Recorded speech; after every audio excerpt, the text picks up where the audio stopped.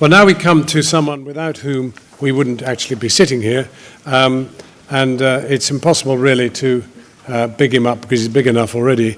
But he is the father of saving faces, and he's an impossible man because he's somebody to whom nobody's ever able to say no, including Alan Rickman and myself. And you may wonder why I'm sitting here. Well, it's to shut him up when he hits his 10 minutes. But I'm absolutely delighted and honoured to introduce Professor Iain Hutchison. Just before I start, I'm going to briefly go over the face and mouth. For the rest of the day, you're going to hear about all the research that's being done on the face and mouth. So, of course, subconsciously, we know the face's importance to us. Here's a face that's covered. We're uncertain about the person because of it.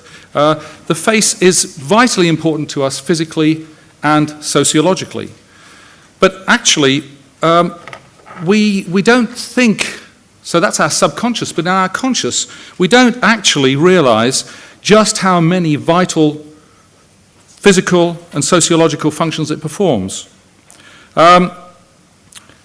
I've written some of them down on the back of the folder.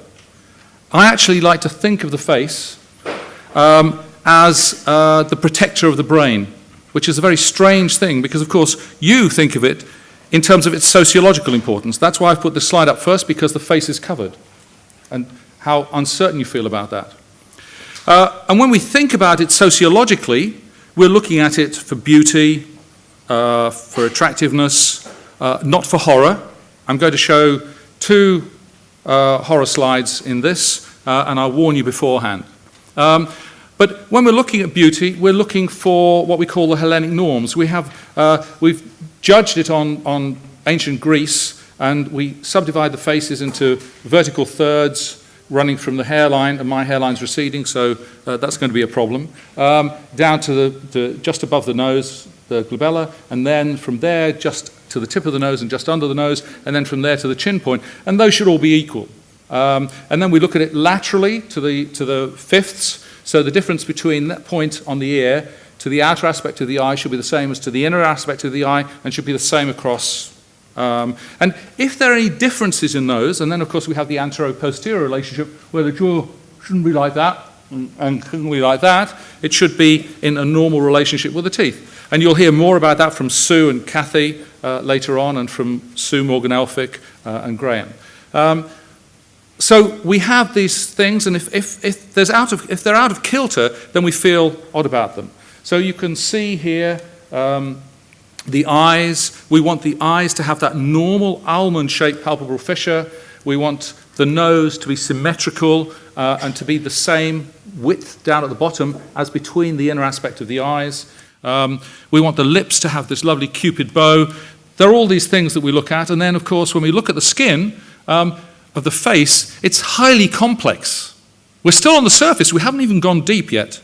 We're still on the surface, and we're looking at the skin, and we see that in the man on the left, I think this is the pointer, yeah, you can see his eyelid skin. If you feel your own eyelid skin, it's incredibly thin, and feel the skin of your cheeks is much thicker.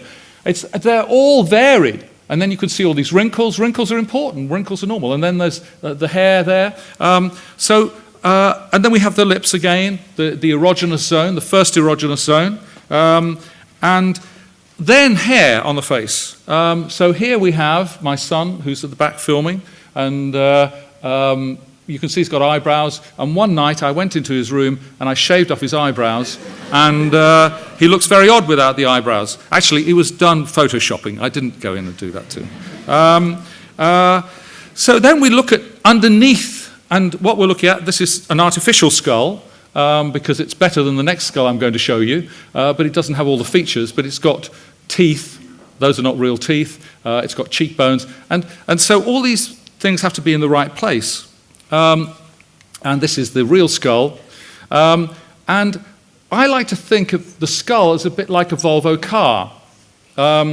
Here you've got the central compartment, which is protecting the brain. So you have a blow on your forehead, it protects the brain.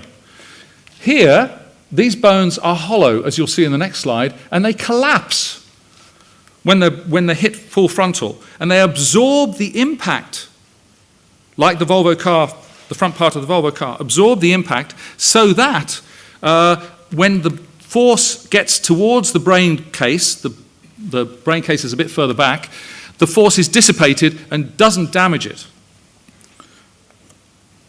This next slide shows you that actually the skull bones are full of air.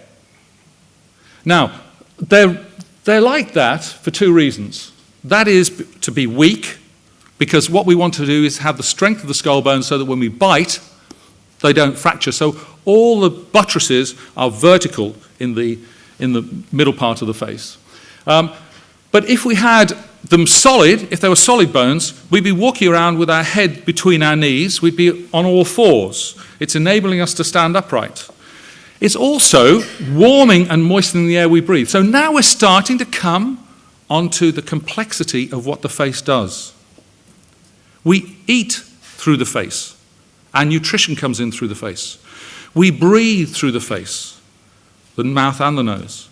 And we warm and moisten the air. Imagine if we were minus 30 degrees in the Arctic, the air hitting our lungs would damage the lungs immensely. So that's why we need this to warm and moisten the air. If we were in the tropics, we're able to blow off the heat through our mouth and face. So breathing and eating, oxygen for the brain, nutrition for the brain. That's very important. Then we have all the special senses in the face. We have our protective instincts in the face. So I can see danger. I can see when John is about to tell me I've had my 10 minutes, and he's looking agitated already. So, sight, hearing, I can hear a little trickle of laughter, not too much. Mike didn't get the laughter he deserved for being a GP, because GPs are very, very valuable to us, okay? And so what we hearing, taste and smell are vital to us to protect us from danger. So our special senses protect us from danger. And then, of course, we have facial expression. We have smiles. We have subjugation. Please don't hurt me, I'm not going to hurt you. Rage and anger. And our voice communicating seductive tones or violence. So we have protection. Protection from the messages we receive. Protection from the messages we give out. We are no harm to you, we mean you no harm, or we mean you immense harm, don't come near us.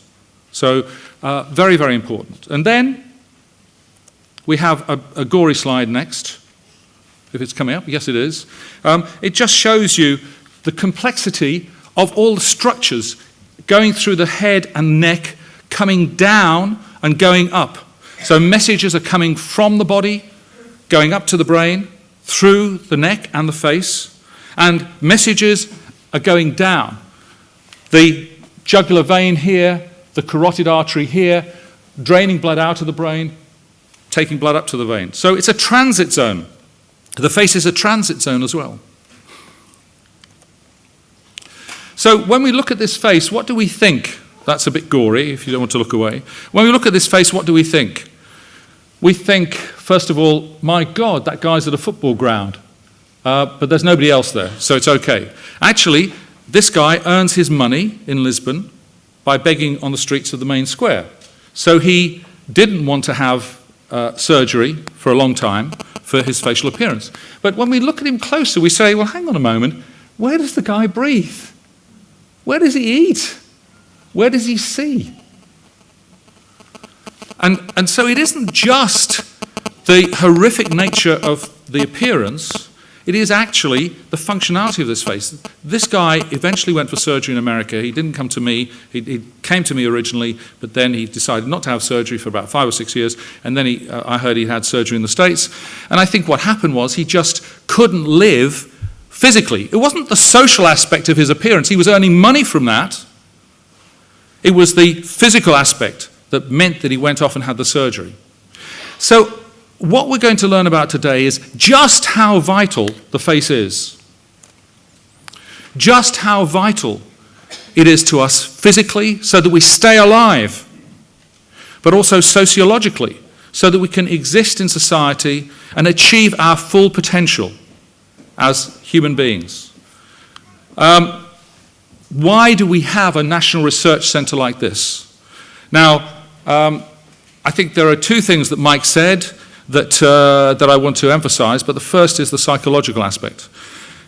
What is the psychological aspect of this young woman with her keloid scar here? And what is the psychological aspect of the people who see her? What is the psychological aspect of the people who see this young man with a scar across his face? And the psychological aspect of that man?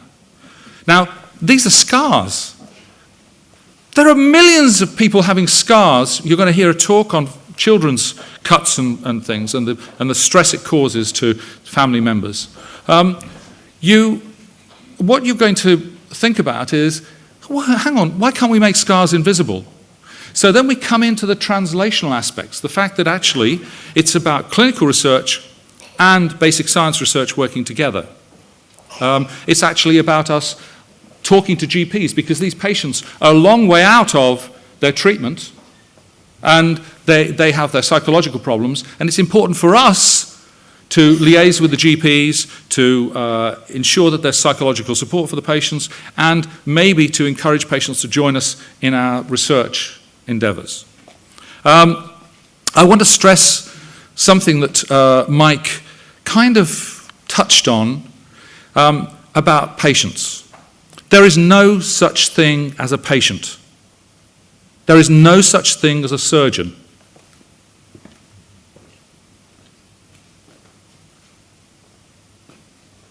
What am I? I'm a human being. I'm either a patient waiting to happen, or I'm a patient who's already had treatment. I leave you to ask me about that later on. The point is that this is an enterprise. Surgeons and patients are growing closer together. There is no difference between us. There is absolutely no difference between us. If you're a surgeon who's had treatment, you can understand the attitude of patients much better.